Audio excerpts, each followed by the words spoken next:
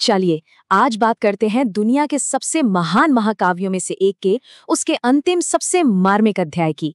ये एक ऐसी कहानी है जो हजारों साल बाद भी गूंजती है और हमें कर्तव्य, प्रेम और त्याग के सबसे गहरे सवालों के सामने लाकर खड़ा कर देती है। देखिए, इस पूरी कहानी के केंद्र में ना एक बहुत बड़ा सवाल है। एक ऐसा सवाल जो आज भी सोचने पर मजबूर कर देता है कि सम्मान की असली कीमत क्या होती है और क्या उसे चुकाने के लिए कोई भी बलिदान बहुत बड़ा है। तो कहानी का पहला हिस्सा हमें ले जाता है एक राजा के सबसे दर्दनाक कर्तव्य की तरफ। सोचिए, एक महाकाव्य का समापन एक ऐसे फैसले से हो रहा है जो दिल दहला दे। तो होता ये है कि रानी सीता अग्नि परीक्षा में अपनी पवित्रता साबित कर चुकी हैं, लेकिन अयोध्या की प्रजा के बीच ना अफवाहें जहर की तरह फैल रही थीं और ये शक राज सिंहासन पर एक काली छाया की तरह मंडरा रहा था। और ठीक यहीं पर राजा राम एक बहुत बड़ी दुविधा में फंस जाते हैं। मतलब कोई भी रास्ता आसान नहीं था। एक तरफ सीता के लिए उनका अटूट प्रेम और दूसरी तरफ एक राजा होने के नाते अपनी प्रजा और राज्य का सम्मान बनाए रखने का कर्तव्य। ये एक पति और एक सम्राट के बीच का सीधा टकराव था।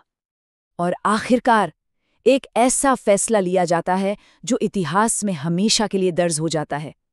राजा के कर्तव्य ने व्यक्तिगत प्रेम को पीछे छोड़ दिया और गर्भवती रानी सीता को एक बार फिर अकेलेपन और अनिश्चितता से भरे वनवास में भेज दिया गया।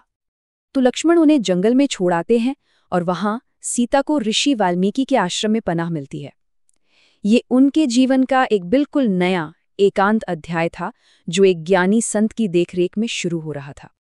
तो अब कहानी एक नया मोड़ लेती है।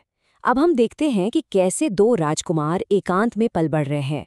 एक शाही वंश जो दुनिया की नजरों से दूर गुप्त रूप से आगे बढ़ रहा है। वाल्मीकि के आश्रम की उसी शांति में जहां कोई राजसी शोर शराबा नहीं था, सीता दो जुड़वा बेटों को जन्म देती हैं, लव और कुश, और वो दोनों अपने पिता की विरासत से बिल्कुल अनजान थे। देखिए, उनकी परवरिश बहुत ही असाधारण थी। ऋषि वाल्मीकि उन्हें हर तरह की तालीम देते हैं, आध्यात्मिक ज्ञान हो, युद्ध कला हो या नैतिक मूल्य। और सबसे हैरान करने वाली बात तो ये थी कि वो उन्हें महाकाव्य रामायण सिखाते हैं। सोचिए, उनकी अपनी ही कहानी और उन्हें पता भी नहीं कि वो खुद उस कहानी का हिस्सा हैं। खैर, समय आगे बढ़ता है और किस्मत देखिए उन्हें वापस उसी मोड़ पे ले आती है जहां से सब शुरू हुआ था। एक यज्ञ और एक पुनर्मिलन, एक ऐसा भव्य समारोह जो अनजाने में ही बिछड़े हुए परिवार को फिर से मिलाने वाला है। तो राजा राम एक अश्वमेध यज्ञ का आयोजन करते हैं। अब ये अश्वमेध यज्ञ क्या था? ये एक बहुत बड़ा वैदिक अनुष्ठान होता था जिसे कोई राजा ये साबित करने के लिए करता था कि उसका राज सबसे शक्तिशाली है। ये उनकी शक्ति और धर्म दोनों का प्रतीक था। लेकिन इस भव्य यज्ञ में ना एक खामोश दर्द भी था, क्योंकि सीता तो वनवास में थी, तो उनकी जगह पर राजा के बगल में उनकी एक सोने की मूर्ति रखी गई थी।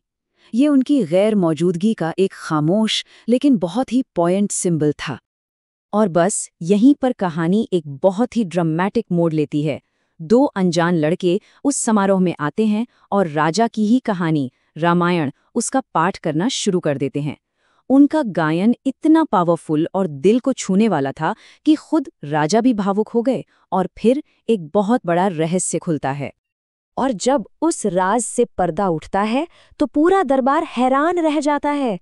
ये लड़के कोई और नहीं बल्कि राम के ही सालों से खोए हुए बेटे लव और कुश हैं। सचिए वो पल, राजा राम की आंखों में खुशी के आंसू हैं। वो अपने बेटों से मिलते हैं।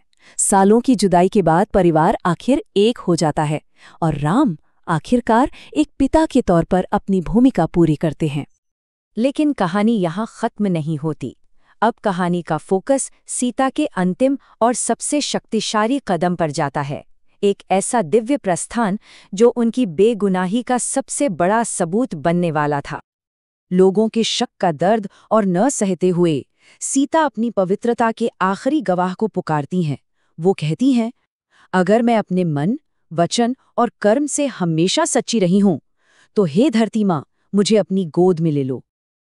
और ये एक चमत्कारी लेकिन बहुत ही गंभीर पल था। धरती फट जाती है और सीता उसमें समा जाती हैं। अपनी माँ धरती की गोद में वापस। ये उनकी इस दुनिया की यात्रा का अंत था और उनके आत्मसम्मान की सबसे बड़ी जीत। सीता के जाने के बाद राम कई सालों तक न्याय से राज करते हैं। एक ऐसा दौर जिसे राम राज्य कहा जाता है, शांति और खुशहाली का सुनहरा दौर। और आखिर में अपना सांसारिक मिशन पूरा करने के बाद वो भी इस दुनिया से विदा लेकर अपने दिव्य धाम वैकुंठ लौट जाते हैं।